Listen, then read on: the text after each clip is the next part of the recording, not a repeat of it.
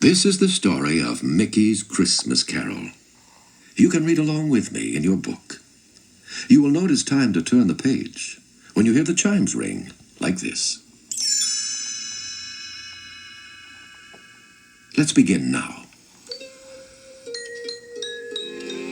One snowy winter day inside miserly Ebenezer Scrooge's counting house, a cold and weary Bob Cratchit looked up from his ledgers.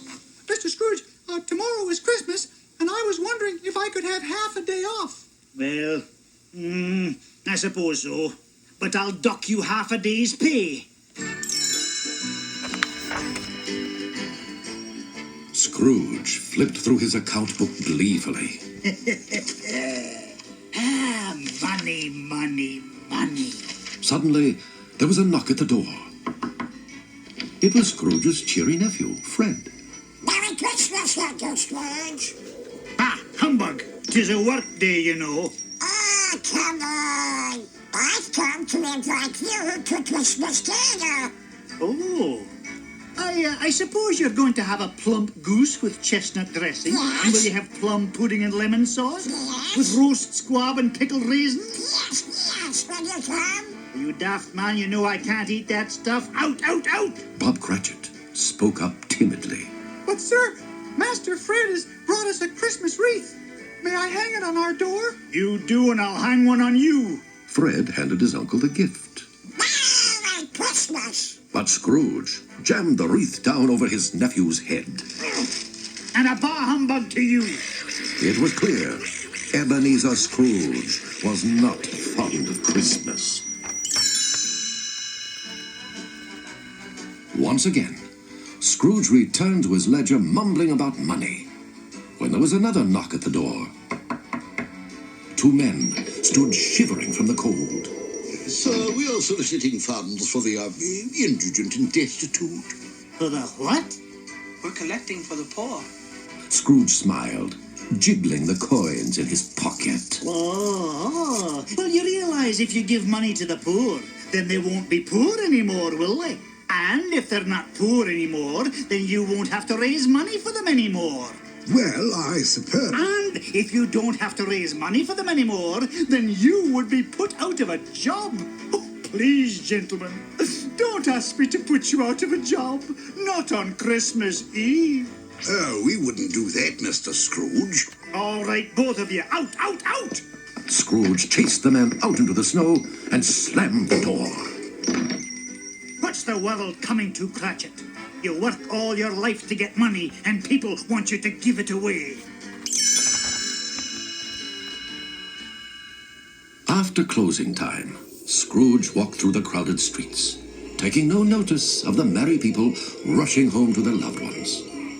When he arrived at his gloomy house, the door knocker took on the face of his late partner, Jacob Marley. Scrooge touched the knocker. Scrooge stumbled back. No, that can't be. Door knockers don't speak. It's simply a figment of my imagination. It's a fignation of my fagin. Horrified, Scrooge rushed upstairs to his bedroom, bolting the door behind him. But the ghost of Jacob Marley passed right through the door, dragging his heavy chains. A cold chill ran through Scrooge's body. His teeth began to chatter. His knees began to knock. His eyes popped. Marley blinked.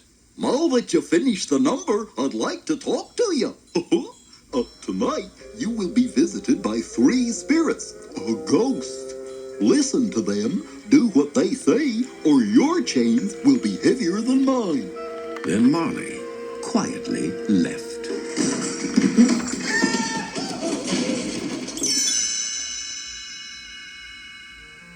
Scrooge tossed and turned fearfully in his sleep. Suddenly, he awoke. There, perched atop the nightstand, was a tiny figure. I'm the ghost of Christmas past. Come on, Scrooge. It's time to go. The bedroom window opened magically. I'm not going out there. I'll fall.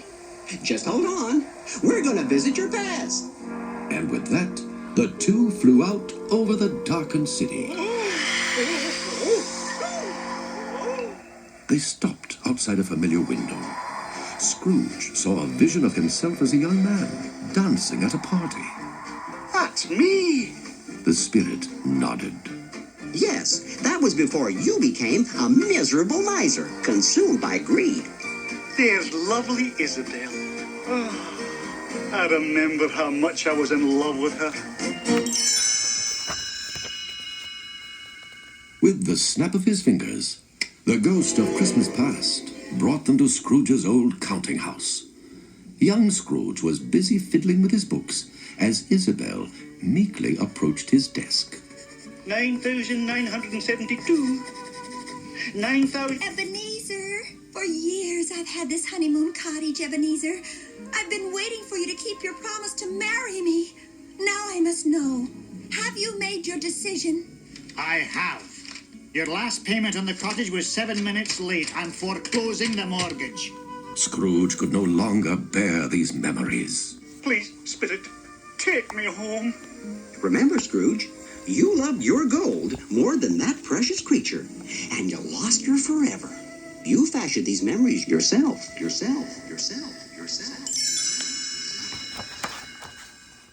In a flash, Scrooge was back in his cold bed.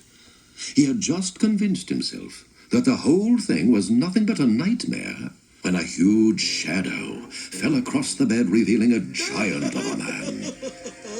I am the spirit of Christmas present. I have filled the room with all of the good things that you withheld from your fellow man. Look. Scrooge's beady eyes glistened as all manner of exotic food spilled out of a horn of plenty. Suckling pigs, fruitcakes, mince pies, and a prune Danish to go. But when Scrooge reached for a corned beef on rye, the giant stopped him. We have no time for that now. We have a long way to travel and we must fly. Take hold of my robe. Not back there, unless you want to fly tourist.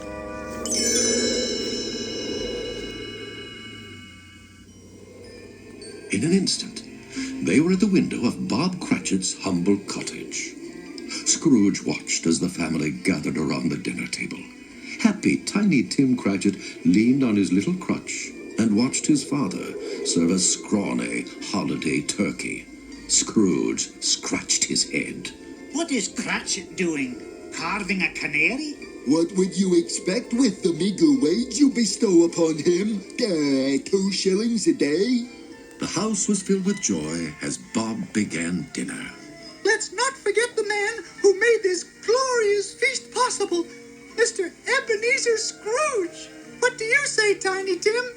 I say thank you, Mr. Scrooge, and God bless us, everyone. Ebenezer turned to the spirit, but the giant had disappeared. In his place stood the ghost of Christmas future, shrouded in black robes. The scene changed, and the Cratchit cottage now looked sad and dreary. As Scrooge looked into the future, he saw that the chair on Bob's left was empty. Tiny Tim was gone. Scrooge shuddered. Spirit of the future, what does this mean? No, I didn't want this to be. I wanted Tiny Tim to get well. That sweet, darling boy. The spirit turned his back on Scrooge, and with the broad sweep of his robe, he delivered Ebenezer to a wind-swept cemetery. The ghost pointed towards 2 gravediggers who were engaged in a ghoulish occupation. One of the gravediggers tossed a last shovelful of dirt. That does it. Tamp it down tight, Charlie. You know, Harold, I never saw a funeral like this one. Right. There was nobody about. No mourners, no friends. No one to shed a tear or bid him farewell. Scrooge stepped closer.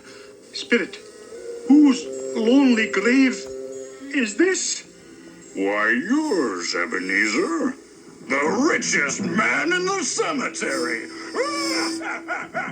Scrooge slipped and stumbled into the grave. Oh, no, I don't want my life to end this way. I I want another chance. Spirit, I'll change my ways. I'll change. I'll change!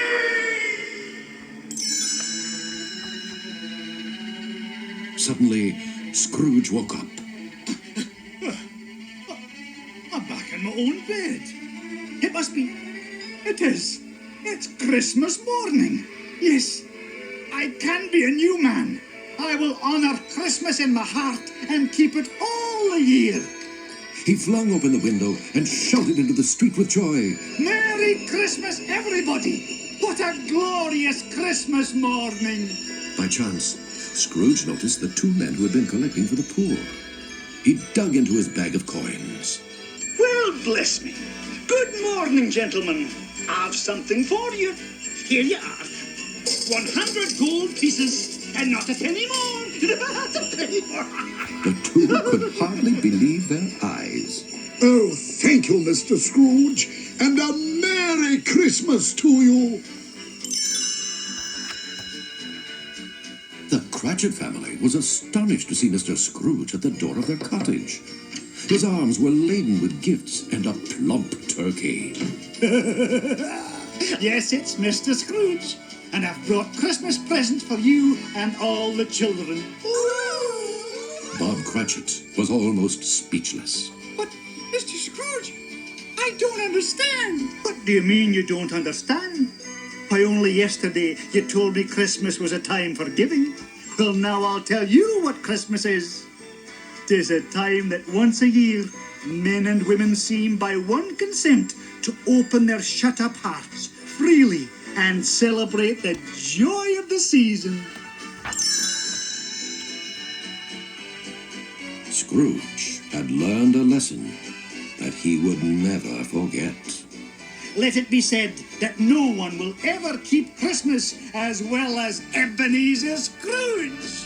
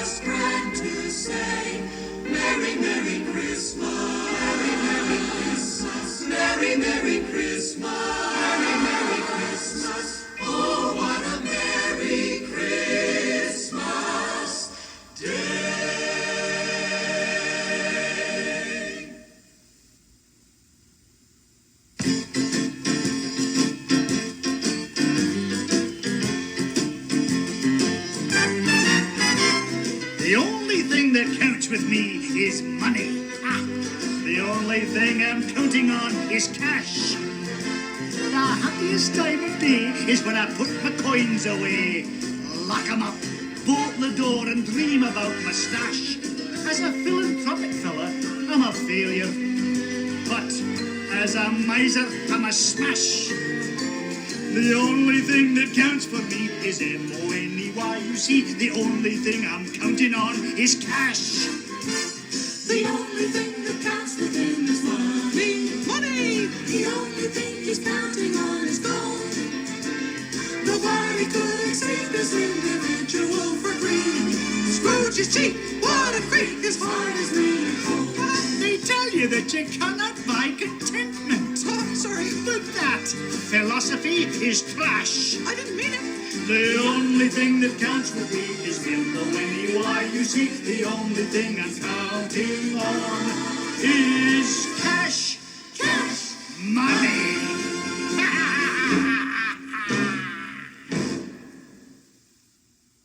That was the end of the story.